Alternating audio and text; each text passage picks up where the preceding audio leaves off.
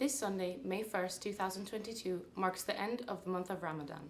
The Muslim community celebrates the closing of this holy month with Eid al-Fitr.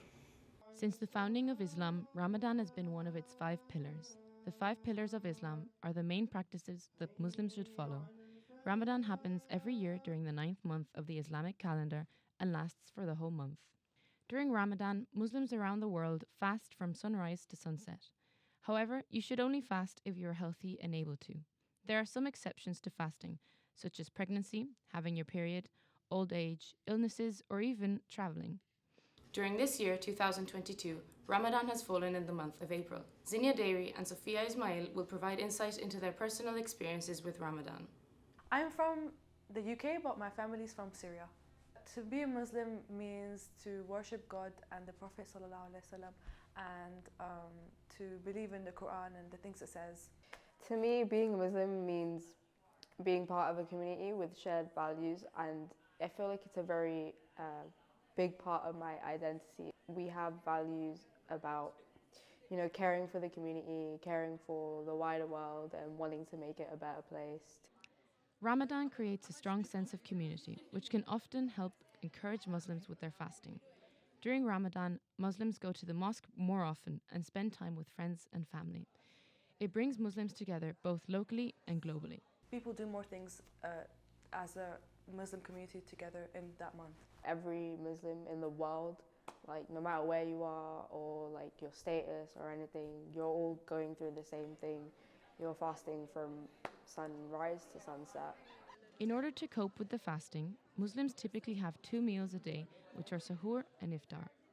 Sahur is the morning meal, which is usually around 5 a.m., whereas iftar is in the evening, once the sun sets.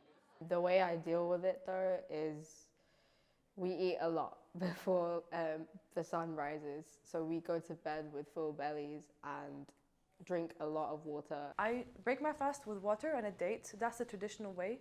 And then you eat the main meal. Normally after doing the prayer, I would normally eat a nice big meal.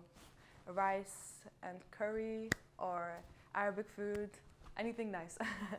I'm from India, so we have stuff like samosas and spring rolls. For the morning meal, sahri, I usually eat a big bowl of cereal or something with a lot of energy in it and drink a lot of water. At the George Washington University, the Muslim Student Association, MSA, meets every Tuesday and Friday of Ramadan in order to provide iftar meals and for students to pray together. The MSA is such a good organization. I've met the best people there. They provide food and it's so good, I'd say. It's been really helpful. The MSA definitely makes Ramadan easier because when you're a student and you move far away from home, you don't have that sense of community because you're not with your family fasting. With the MSA, there's also students who are in the same position. Ramadan is a holy month in which Muslims reflect on their daily choices and empathize with those who are less fortunate and do not have the food security of daily meals.